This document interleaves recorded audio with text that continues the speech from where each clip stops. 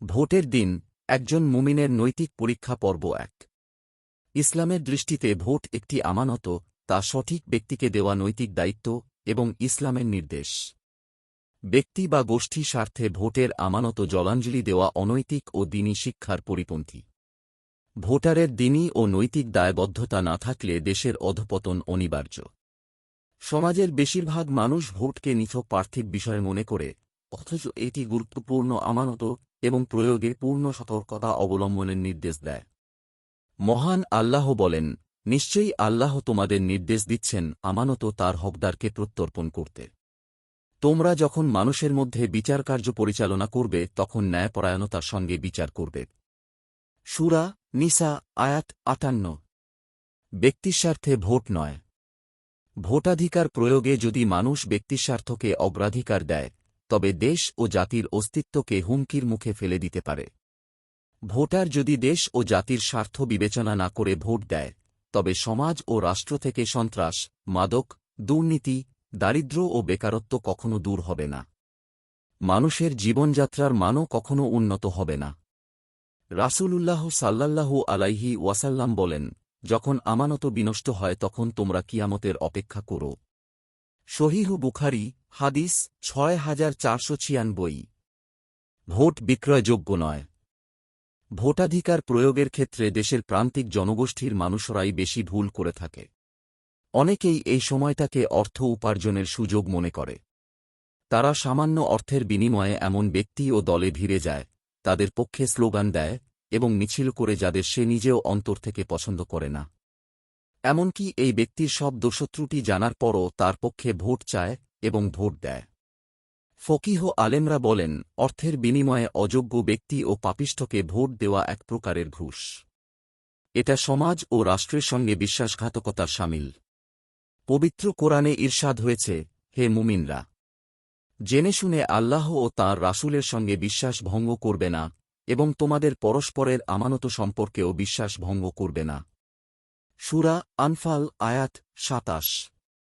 পক্ষ নেওয়ার আগে লক্ষ্য করুন। কোনো ব্যক্তির পক্ষে মিছিল করা, স্লোগান দেওয়া এবং তার পক্ষে ভোট চাওয়া এক প্রকারের সাক্ষ্য। কোনো প্রার্থীকে ভোট দেওয়াও সাক্ষ্যের অন্তর্ভুক্ত। আর মিথ্যা সাক্ষ্য দেওয়া গুরুতর অপরাধ। আল্লাহ তাআলা বলেন, তোমরা বর্জন করো মূর্তি পূজার অপবিত্রতা এবং দূরে থাকো মিথ্যা কথা থেকে। সূরা হজ আয়াত ৩০। রাসূলুল্লাহ সাল্লাল্লাহু আলাইহি ওয়াসাল্লাম বলেন, তোমরা সাবধান হও মিথ্যা কথার ব্যাপারে এবং তোমরা সাবধান হও মিথ্যা সাক্ষ্যের ব্যাপারে, অর্থাৎ তোমরা পরিহার করো। সহিহ বুখারী, হাদিস ৫৯৭৬।